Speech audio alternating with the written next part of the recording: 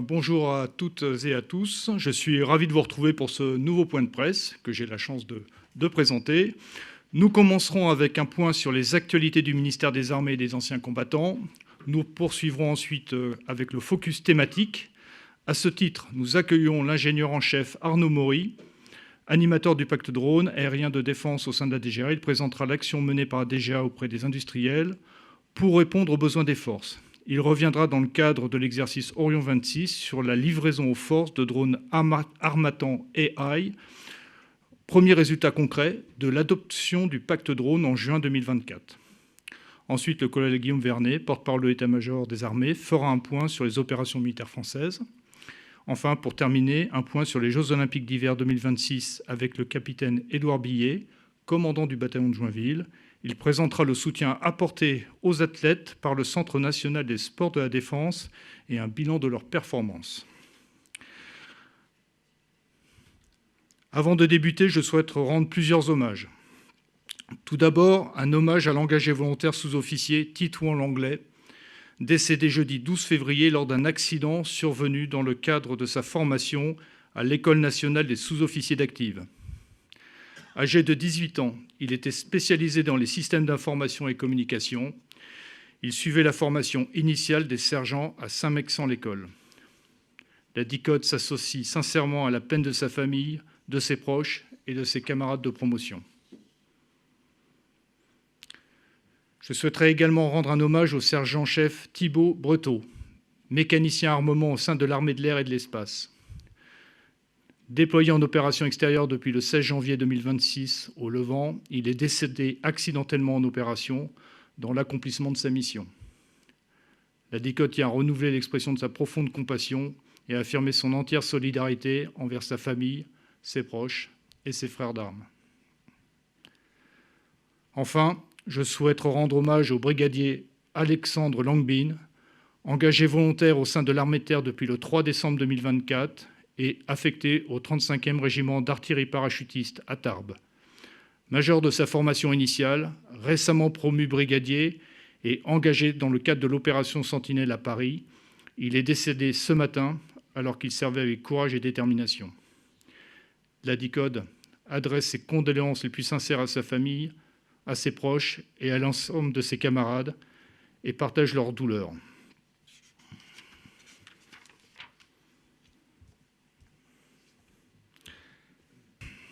Passons maintenant au point sur les agendas des ministres. Mardi et mercredi, la ministre des Armées et des Anciens Combattants, Catherine Vautrin, s'est rendue en Inde aux côtés du président de la République. À Bangalore, elle a participé au 6e dialogue annuel de défense avec son homologue Rajnath Singh. L'occasion de souligner l'excellence de la coopération industrielle et opérationnelle entre les deux pays. Pour rappel, l'Inde et la France ont rehaussé leurs relations au rang d'un partenariat stratégique global spécial. La ministre a aussi inauguré la chaîne de montage des hélicoptères H-125 et visité l'usine d'assemblage Airbus TASL de Vagal, illustrant l'engagement commun en matière de sécurité et de coopération industrielle. Mardi, la ministre déléguée Alice Ruffaut a participé au ravivage de la flamme sous l'Arc de Triomphe à Paris. Cette cérémonie a été l'occasion de réaffirmer le soutien aux gendarmes pris pour cible vendredi dernier, au monde combattant et à tous ceux qui veillent chaque jour sur nos symboles et notre mémoire. Mercredi, à Paris, elle s'est entretenue avec Nils Schmidt, secrétaire d'État au ministère fédéral de la Défense allemande, en échange consacré au renforcement de la relation franco-allemande et aux enjeux capacitaires industriels. Aujourd'hui, la ministre Catherine Vautrin se rend à Cracovie pour participer à la réunion du groupe E5 qui réunit les ministres de la Défense de la France, de l'Allemagne, de l'Italie, de la Pologne et du Royaume-Uni. Ce déplacement s'inscrit dans la continuité de la dernière réunion du groupe à Berlin en novembre 2025. Il permettra d'aborder les principales questions de défense et nos intérêts de sécurité partagés. Enfin, ce même jour, Alice Ruffaut se déplace en Haute-Saône pour une séquence placée sous le signe de la mémoire et des territoires. Elle se rendra notamment sur la base aérienne 116, lieutenant-colonel Papin, de Luxeuil-Saint-Sauveur. Une base qui joue un rôle important dans le cadre de la modernisation de nos forces, avec l'accueil prévu du missile nucléaire hypersonique ASN-4G d'ici 2032. Passons maintenant aux actualités du ministère, avec une avancée majeure dans le domaine de l'intelligence artificielle de défense. L'AMIAD, Agence ministérielle de l'intelligence artificielle de défense, et l'ENSTA, l'École nationale supérieure de techniques avancées, créent un laboratoire commun de recherche, le LARIAD, pour Laboratoire pour la robotique et l'IA de défense, à Palaiseau. La création de ce laboratoire s'inscrit dans le cadre de la collaboration initiée depuis 2024 entre les deux institutions. L'objectif, développer les programmes de recherche pour la robotique et les drones au service de l'intelligence artificielle de défense.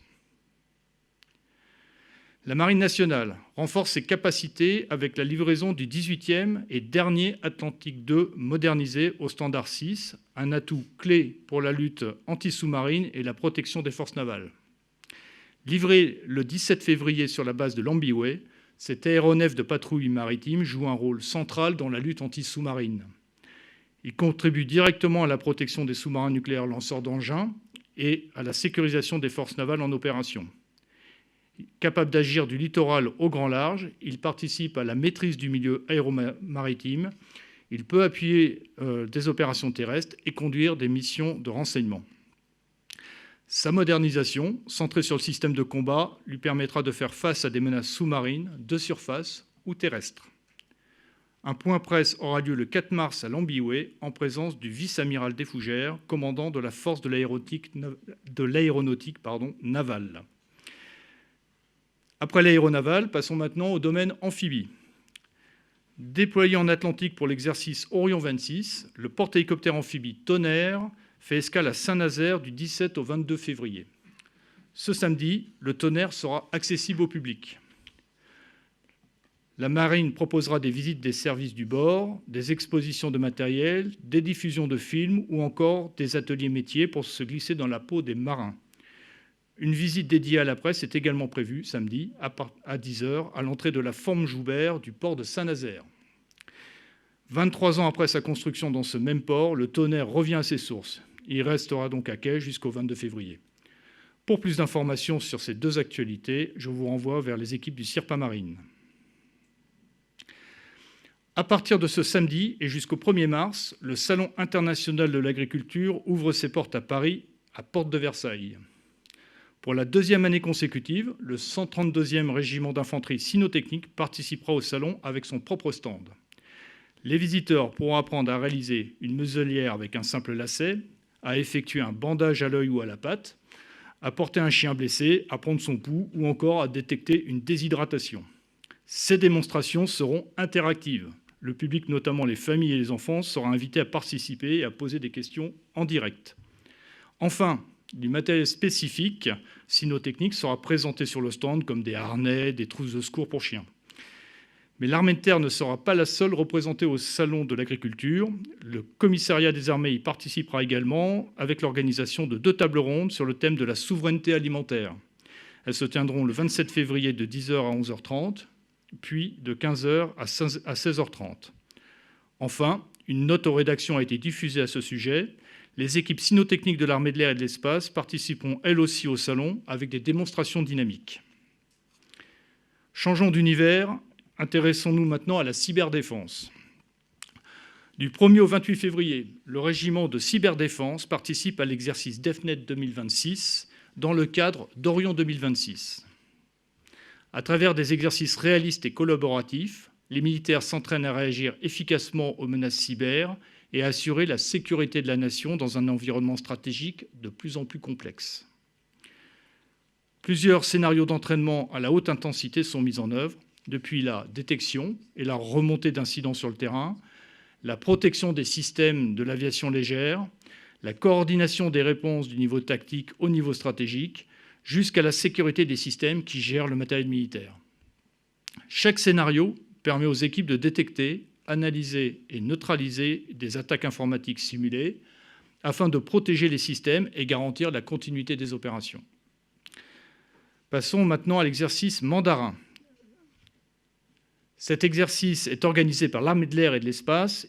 Il se déroulera du 9 au 27 mars sur la base aérienne 705 de Tours. Cet entraînement national réunira les contrôleurs aériens de l'armée de l'air et de l'espace. Ils pourront perfectionner leurs compétences en matière de commandement, de contrôle et de coordination des opérations aériennes. L'exercice mandarin s'inscrit aussi dans une démarche de modernisation avec la formation du personnel à un système de contrôle aérien de nouvelle génération. Une occasion pour l'armée de l'air et de l'espace de renforcer son expertise et son adaptation aux défis opérationnels actuels. Plongeons maintenant au cœur du stage Beluga, une formation d'excellence pour les commandos parachutistes de l'air. De mars à juillet 2026, les stagiaires suivront une formation de 5 mois, incluant une immersion de 5 semaines à Djibouti.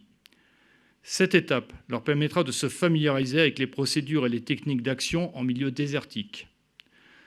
Ce stage s'inscrit dans un parcours complet de 4 formations dénommées Maki, Matou, Attila et Beluga. Ces différentes formations représentent environ 1 an et demi de préparation intensive pour devenir un commando parachutiste de l'air. À l'issue du stage, les candidats obtiennent leur brevet militaire de commando des forces spéciales air, un prérequis indispensable pour rejoindre le commando parachutiste de l'air numéro 10. Après l'exigence du terrain, place une autre forme d'excellence, musicale et solidaire. Nous vous donnons rendez-vous ce soir à 20h au Théâtre de Londe à Vélizy-Villacoublay pour un concert caritatif organisé à l'occasion des 90 ans de la BA 107 et de la musique de l'air et de l'espace. Formation musicale militaire d'excellence, engagée dans le protocole républicain et les cérémonies officielles, la musique de l'air et de l'espace mettra à l'honneur le patrimoine, les traditions et le lien entre les aviateurs et la nation.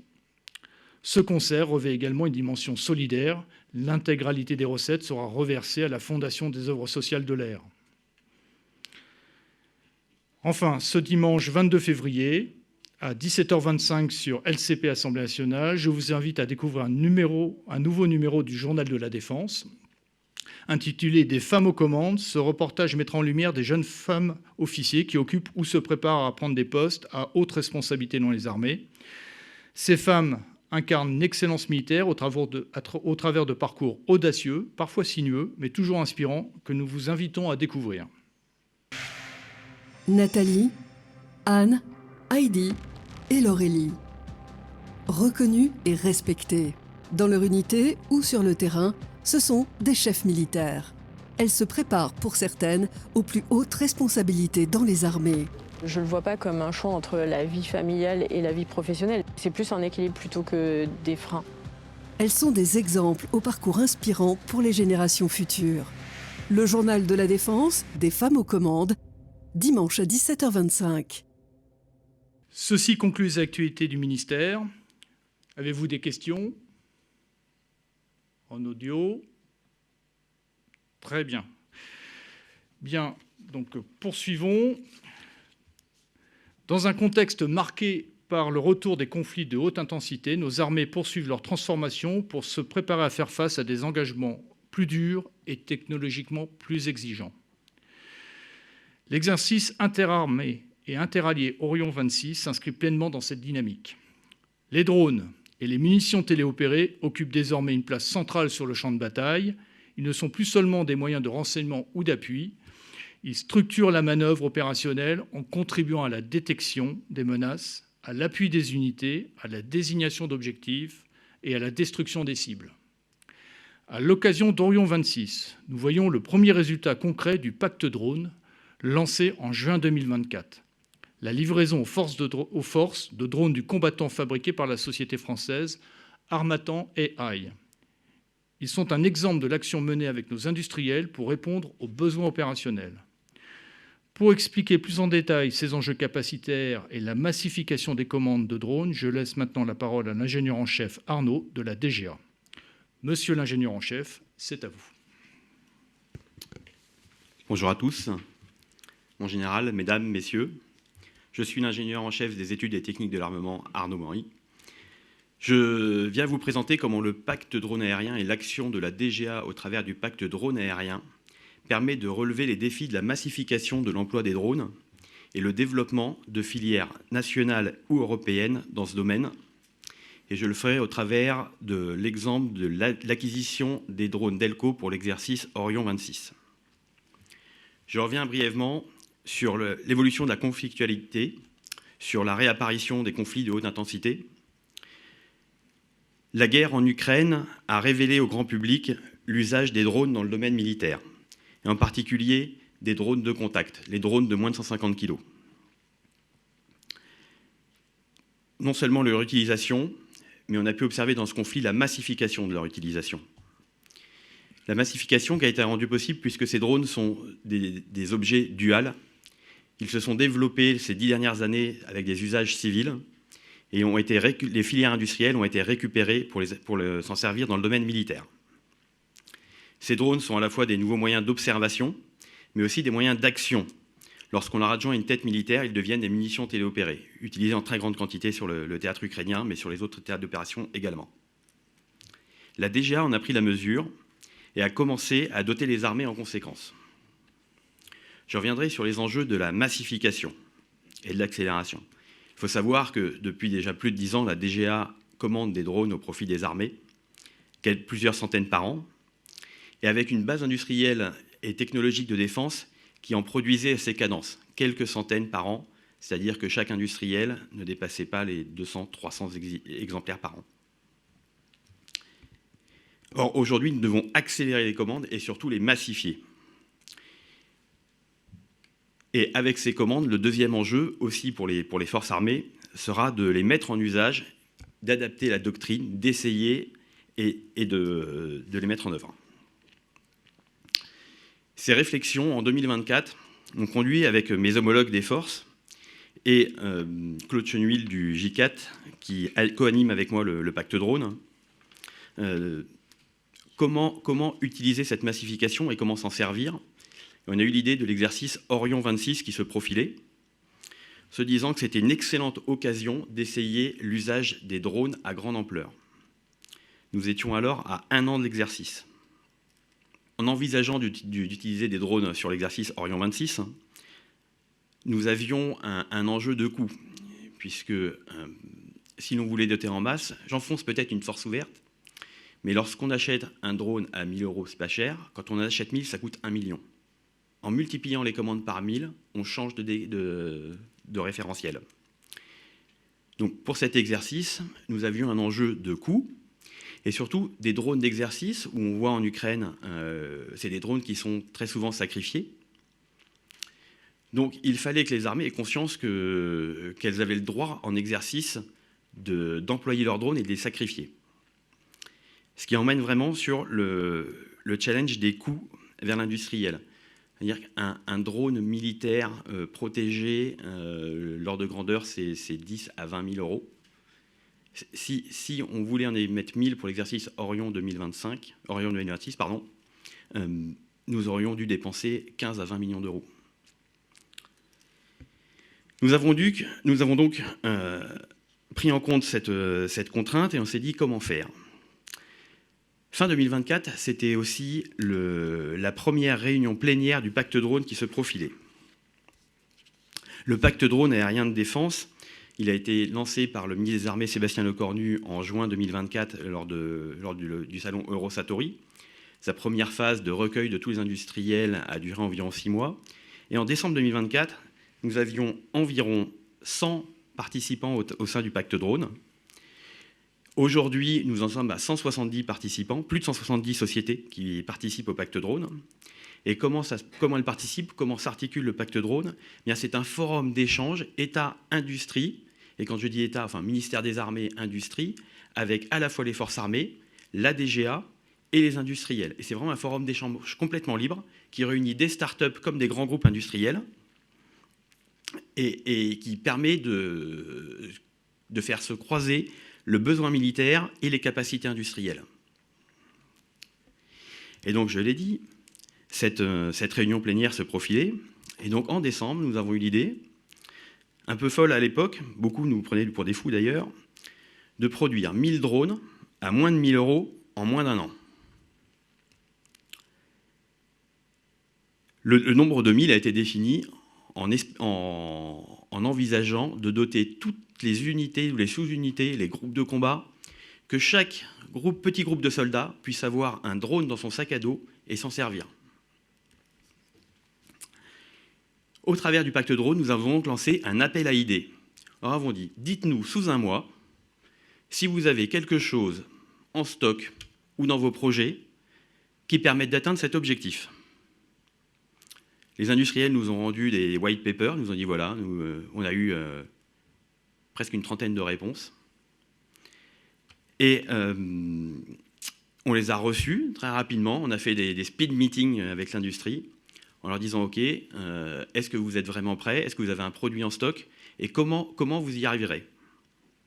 Au bout d'un mois, on s'est dit que notre idée n'était pas si utopique, qu'il semblait y avoir des possibilités, des projets qui semblaient viables.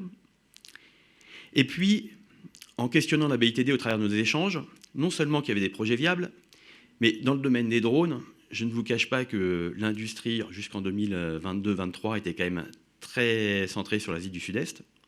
Et non seulement il y avait des projets viables, mais en plus, avec des possibilités de transférer des capacités de production en France ou en Europe.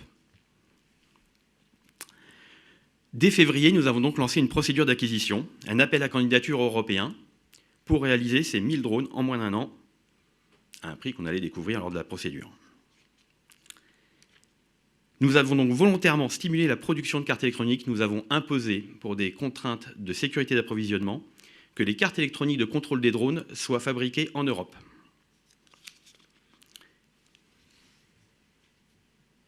Nous avons donc déroulé cet appel d'offres selon les prescriptions du Code de la commande publique, mais nous avons rajouté quelque chose. Pour savoir si les projets étaient viables, avant de sélectionner les candidats, enfin de sélectionner le vainqueur plutôt, les candidats étaient déjà sélectionnés, nous avons essayé les solutions proposées, essayé les prototypes et vérifié si les solutions étaient viables. Soit vous passez les tests et on continue, soit vous ne passez pas les tests, on arrête. Ainsi, on a créé un entonnoir de sélection, donc de 15 candidats. On est arrivé à quelques candidats essayés. Et à la fin, avec la meilleure offre technico-économique, nous avons sélectionné le projet d'Harmattan AI, auquel nous avons notifié la commande le 30 juin 2025.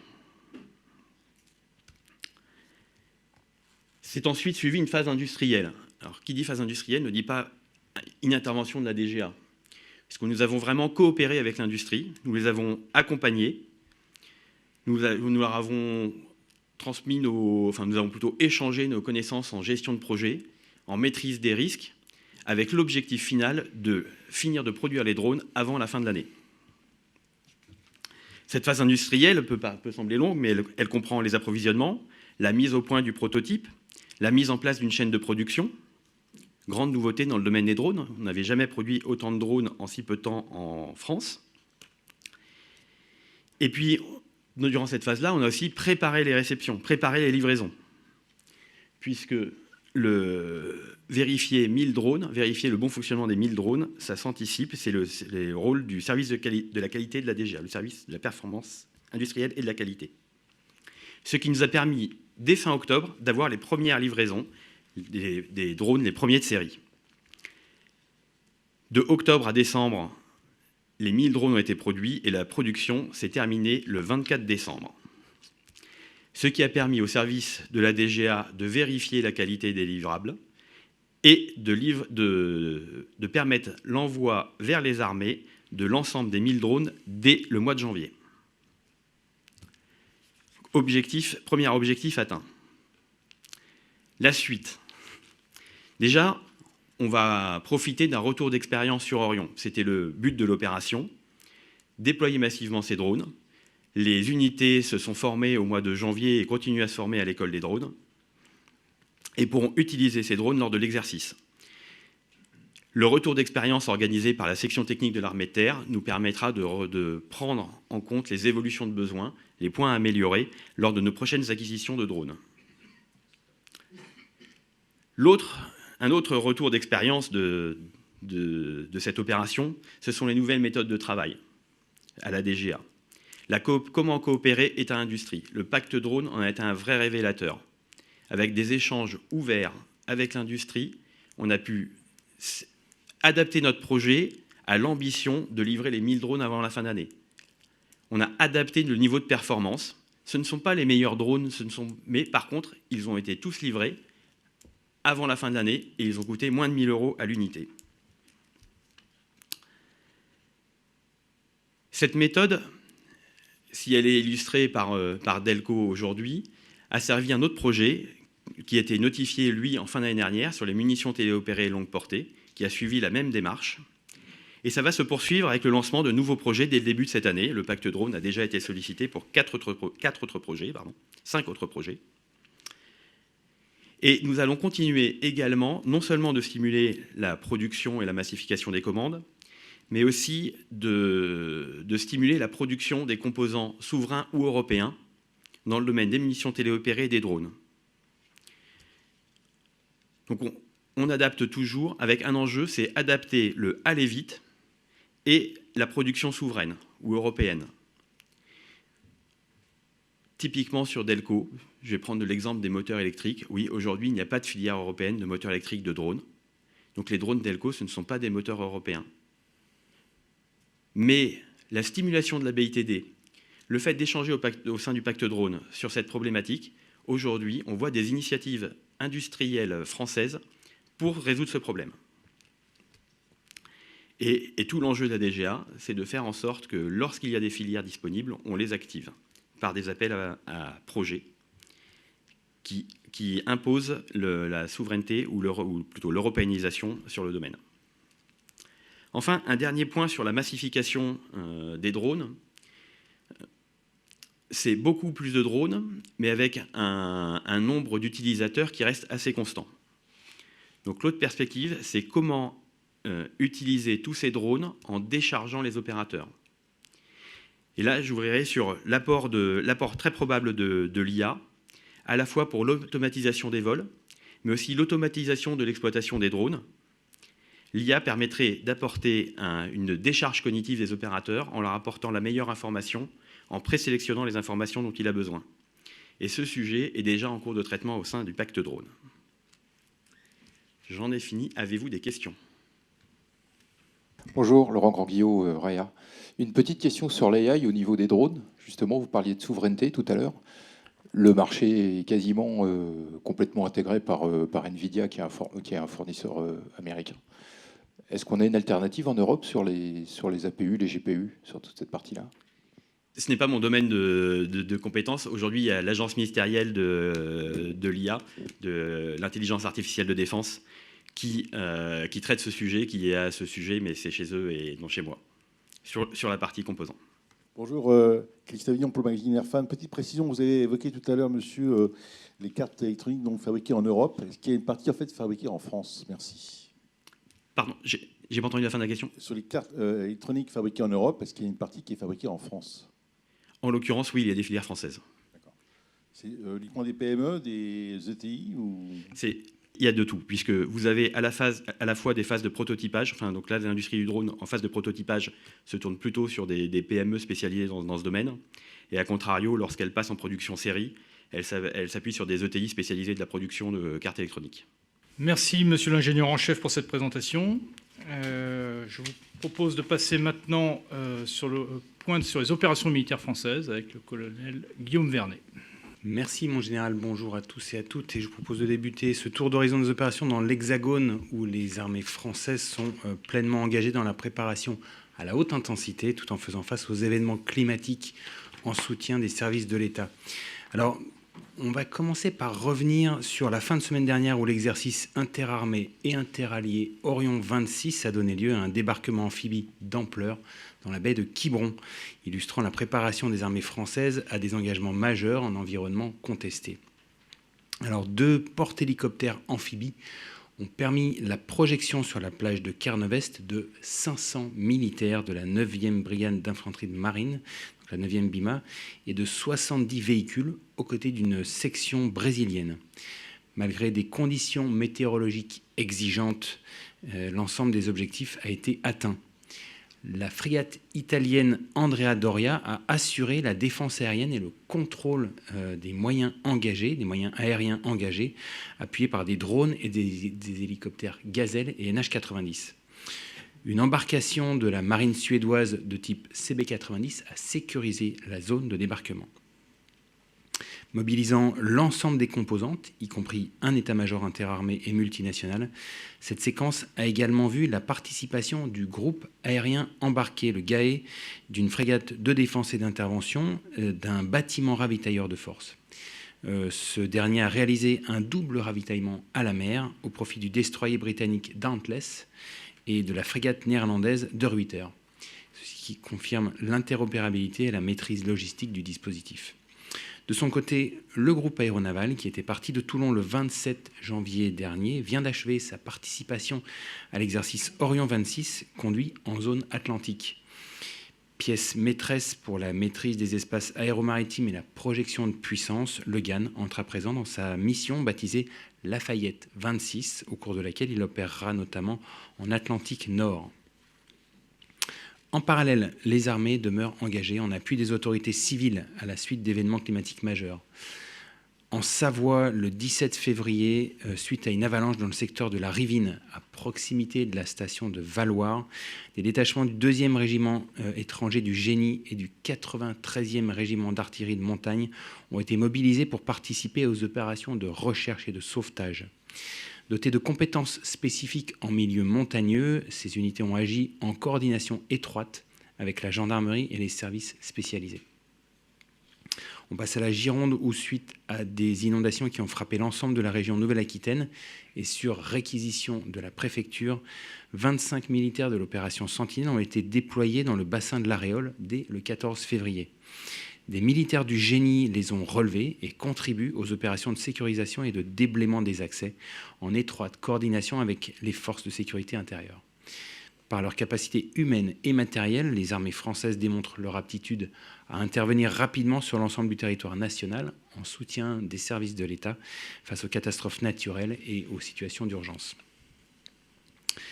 Passons au reste de l'Europe où les armées françaises engagent l'ensemble de leurs composantes pour la protection et la défense du flanc oriental du continent. En Roumanie, d'abord, le bataillon multinational de l'OTAN a conduit une série d'exercices conjoints avec les forces roumaines. Les sapeurs français ont notamment mené des séances de tir avec mise en œuvre croisée des armements individuels et collectifs. Plusieurs équipements ont également été présentés, dont la mitrailleuse MAG-58 et le système de déminage portatif d'entraînement. Ces échanges contribuent à renforcer l'interopérabilité à tous les niveaux, tout en maintenant un haut degré de préparation opérationnelle. En Pologne, maintenant, le détachement français poursuit la formation des forces armées ukrainiennes. Les stagiaires ont réalisé cette semaine des synthèses tactiques en terrain ouvert et en zone urbaine. Des séquences dédiées à la maîtrise des explosifs et à la progression en terrain miné, ainsi qu'à l'emploi des drones au combat, ont également été conduites. Ceci renforce l'adaptation des unités aux exigences du champ de bataille contemporain. En Méditerranée, une frégate française a récemment appareillé de Toulon pour rejoindre la Méditerranée centrale dans le cadre de l'opération EUNAVFOR Med Irini. Cette mission vise à faire respecter l'embargo des Nations Unies sur les armes à destination de la Libye et sur le pétrole qui en provient grâce à des moyens maritimes, aériens et spatiaux. Par l'engagement de la Marine nationale, la France demeure un contributeur majeur de cette opération européenne. Par ailleurs, le 17 février, le groupe naval, articulé autour du porte-hélicoptère amphibie Dixmude et de la frégate Aconite, a appareillé de Toulon pour la mission Jeanne d'Arc 2026. Pendant 5 mois, le groupe contribuera à des actions de coopération et à des opérations dans plusieurs zones d'intérêt jusqu'en Indo-Pacifique. À la fois formateur, avec l'instruction des officiers élèves, et opérationnel, le déploiement intègre un groupement tactique embarqué de l'armée de terre, comprenant un sous-groupement aéromobile renforçant la capacité d'action interarmée. On se dirige maintenant vers le Proche et le Moyen-Orient. Alors, au Liban, le 12 février, la Force Commander Reserve de la FINUL, la force intérimaire des Nations Unies au Liban, a conduit l'opération conjointe Estin 1 avec les forces armées libanaises à proximité de Froun afin de collecter et neutraliser des munitions non explosées. Le 14 février, une patrouille de l'escadron de reconnaissance et d'intervention a découvert un important volume d'armement à proximité de la Blue Line. Les 15 et 16 février, des opérations de dépollution menées conjointement par les sapeurs de la FCR et du Génie libanais ont permis de sécuriser les zones habitées. Parallèlement, la France poursuit ses actions de partenariat militaire opérationnel au profit des FAL, avec des formations dédiées au combat, au pilotage tactique et aux gestes de secours au combat, contribuant ainsi au maintien de la stabilité au sud Litanie. En Irak, la Task Force Lamassu a initié un nouveau cycle de formation au profit d'un demi-bataillon commando irakien centré sur les fondamentaux du combat collectif. Ce 8e mandat du détachement de partenariat militaire opérationnel illustre la continuité du partenariat franco-irakien. D'autre part, de la mer Rouge au golfe arabo-persique, les armées françaises maintiennent une présence navale et aérienne avec l'engagement d'une frégate multimission et d'un Atlantique 2 afin de renforcer l'appréciation autonome de situation. Une frégate de défense aérienne a rejoint la mer Rouge après avoir franchi le canal de Suez et a conduit des missions d'escorte dans le cadre de l'opération Aspides, contribuant à la protection de la liberté de navigation dans cette région. Dans la Corne de l'Afrique maintenant, la France poursuit son engagement aux côtés de Djibouti dans le cadre du traité de coopération en matière de défense, le TCMD. Du 9 au 15 février, les Mirage 2000-5 et les Mirage 2000D ont réalisé 14 sorties aériennes, incluant des phases de ravitaillement en vol dédiées à la défense de l'espace aérien et au maintien en conditions opérationnelles des équipages. Des stages d'aguerrissement et de combat encadrés par le CECAD, donc le Centre d'entraînement au combat et à l'aguerrissement au désert, ont également été conduits au profit d'unités djiboutiennes, renforçant l'interopérabilité et la coopération bilatérale au service de la stabilité régionale. En Afrique de l'Ouest, à présent, les armées françaises demeurent engagées aux côtés de leurs partenaires afin de soutenir l'effort de stabilisation régionale. Déployé dans le cadre de l'opération Corim, un patrouilleur de haute mer a conduit une séquence de coopération à Port-Gentil, incluant des formations au sauvetage en mer au profit de la marine gabonaise. Cette présence contribue au renforcement de la sécurité maritime dans le golfe de Guinée.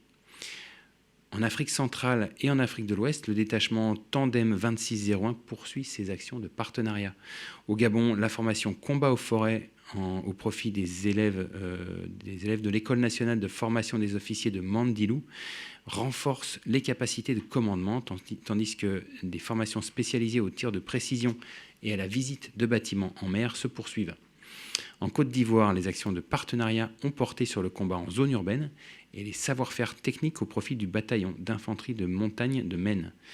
Tandis qu'en République démocratique du Congo, le partenariat vise la formation de formateurs d'un bataillon de la jungle. Au Ghana, des coopérations ont été conduites dans les domaines de la lutte contre l'orpaillage illégal et de la défense NRBC, consolidant l'interopérabilité et le partage de savoir-faire.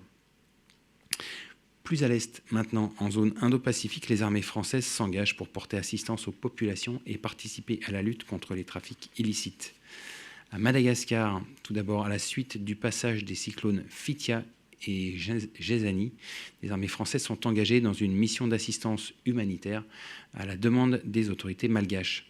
Après une première livraison de fret à Majinga, les forces armées de la zone sud de l'océan Indien concentrent leurs moyens sur l'assistance aux sinistrés.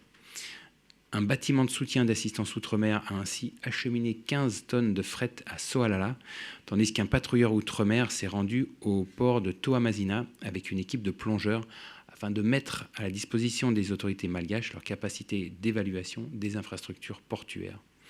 Enfin, un détachement du génie est déployé dans la région de Toamasina afin d'appuyer les équipes de secours dans leur effort d'assistance aux populations. En zone maritime de Polynésie française, maintenant, le 12 février, un bâtiment de la Marine nationale appuyé par un Falcon 200 Guardian a intercepté un navire transportant 2,4 tonnes de cocaïne. Cette opération porte maintenant à 11,5 tonnes le volume de stupéfiants saisis depuis le début de cette année par les forces armées en Polynésie française, témoignant de la détermination des armées françaises dans la lutte contre le narcotrafic. Dans le cadre de Southern Winds, un patrouilleur d'outre-mer poursuit sa mission. Après avoir franchi le détroit de Torres, il a mené un entraînement conjoint avec le patrouilleur Cape Capricorn de la Maritime Border Command australienne. Le 13 février, les deux bâtiments ont réalisé une série d'exercices combinés, incluant des boardings croisés, renforçant ainsi l'interopérabilité et le partage d'expertise entre les équipages. Ces activités illustrent l'engagement de la France à agir en partenariat au profit de la sécurité maritime dans le Pacifique Sud. Et pour terminer, nous allons dans la zone Antilles-Guyane, où les forces armées françaises maintiennent un haut niveau de préparation tout en poursuivant la lutte contre les trafics illicites. En Martinique, tout d'abord, où dans le cadre du plan Orsec maritime, un exercice de lutte contre la pollution intitulé Polmar 26 s'est déroulé la semaine dernière sur la façade Caraïbe des côtes martiniquaises. L'exercice a mobilisé des acteurs aussi bien étatiques que privés via l'utilisation de moyens de la Marine nationale et de l'armée de l'air et de l'espace. Polmar 26 permet ainsi aux forces armées aux Antilles de tester la réactivité et la coordination des acteurs publics et privés en situation d'urgence. Et enfin, après plus d'un mois de mission, une frégate de surveillance est rentrée en Martinique à l'issue de sa mission de lutte contre le narcotrafic Caribe Royal, qui est menée au sein de la zone maritime Antilles et dans l'océan Atlantique. Durant sa mission, elle a mené plusieurs actions de coopération et elle a réalisé 2 saisies de stupéfiants en mer pour un total de plus de 2 tonnes de cocaïne. Ce déploiement s'inscrit pleinement dans le contrat opérationnel des forces armées aux Antilles engagées dans la lutte contre les trafics illicites. Et ceci conclut mon intervention. Je suis prêt à répondre à vos questions. Bien, je vous remercie. Donc, si vous n'avez plus de questions, je vous propose de passer au bonus dédié à l'Armée des champions, dont les athlètes participent actuellement aux Jeux olympiques d'hiver de Milan-Cortina 2026. Depuis le 6 février et jusqu'au dimanche 22 février, 26 sportifs du bataillon de Joinville, 12 femmes et 14 hommes, ont été sélectionnés pour performer dans 8 disciplines. Ils font partie de la délégation française qui compte 161 sportifs de haut niveau et qui brille par ses résultats. À travers cette compétition, l'Armée de champions illustre les valeurs portées par les armées, engagement, esprit d'équipe et dépassement de soi. Mais je n'en dis pas plus et je laisse maintenant la parole au capitaine Édouard Billet, commandant le bataillon de Joinville, pour cette bouffée d'air frais. Merci mon général. Mesdames, Messieurs, je profite de ces derniers instants pour vous faire un petit point de situation sur l'engagement de nos militaires, nos sportifs de haut niveau de la défense qui sont engagés donc aux Jeux Olympiques de Milan-Cortina. Pour rappel, le bataillon de Joinville, c'est à ce jour 192 athlètes répartis au sein d'une compagnie été et d'une compagnie hiver. Ils signent un contrat de travail avec les armées. Cela leur apporte un statut socio-professionnel et surtout une stabilité financière. À partir de là, ils peuvent se concentrer exclusivement sur leur carrière sportive et les résultats. Je tiens à souligner la pérennité du dispositif du bataillon de Joinville qui fête cette année ses 70 ans. Il y aura, par rapport à ça, un événement le 13 octobre au Centre national des sports de la Défense. Il y aura bien sûr plus de communication à venir. Comme l'a indiqué tout à l'heure le général, nous avons donc 26 militaires engagés au sein de ces Jeux olympiques, ce qui représente 16% de la délégation française. Et c'est bien ce ratio qui nous intéresse. On le suit actuellement, les résultats français sont juste exceptionnels, historiques. Nous en sommes aujourd'hui à 19 médailles françaises, et c'est aujourd'hui 60% qui ont été remportés par nos militaires de l'armée de champions. Il reste 3 jours. 3 jours pour augmenter encore ce ratio qui reste, comme on l'a dit juste avant, historique. Ces résultats, avec une analyse à chaud, eh bien, c'est 2 points, 2 axes pour nous. C'est déjà grâce à, on va dire, un recrutement qui est monté en puissance depuis 2022. On a profité des Jeux de Paris 2024 pour monter en puissance sur le recrutement et anticiper 2026. La compagnie hiver a donc doublé son ratio, arrivant à 50. Aujourd'hui, 50 sportifs pour la compagnie hiver. Le deuxième axe, bien, c'est une identification stratégique des disciplines émergentes. Voilà, pour ceux qui regardent un petit peu la télé actuellement, c'est le ski alpinisme, c'est le snowboard cross, qui sont des nouvelles disciplines qui arrivent aux Jeux d'hiver et qui sont porteurs. On croise les doigts pour demain pour le relais mixte en ski alpinisme, mais qui sont porteurs de médailles. Concernant les projections à court terme, ben c'est le retour le 23 février de la délégation française et du drapeau olympique pour une cérémonie à Albertville. Et ensuite, c'est la projection de 4 SHND de notre bataillon aux Jeux paralympiques, donc du 6 au 15 mars. Ils représenteront 30% de cette délégation française. À moyen terme et à long terme, c'est l'anticipation du travail pour se projeter sur 2030, les Jeux d'hiver en France, avec des réflexions sur les effectifs, peut-être à augmenter encore, et comment pouvoir encore glaner plus de médailles. Je vous remercie pour cette présentation. On aura bien sûr à disposition une petite vidéo pour peut-être certains médias, un partage d'un athlète sportif de haut niveau, un médaillé d'argent en ski de fond, en l'occurrence le sergent Hugo Lapalu. Merci. Si vous avez des questions. Bien, j'adresse toutes mes félicitations au bataillon de Joinville en général et à nos athlètes en particulier, et je vous remercie, mon capitaine. Donc, s'il n'y a plus de questions, je vous donne rendez-vous la semaine prochaine. Merci à vous.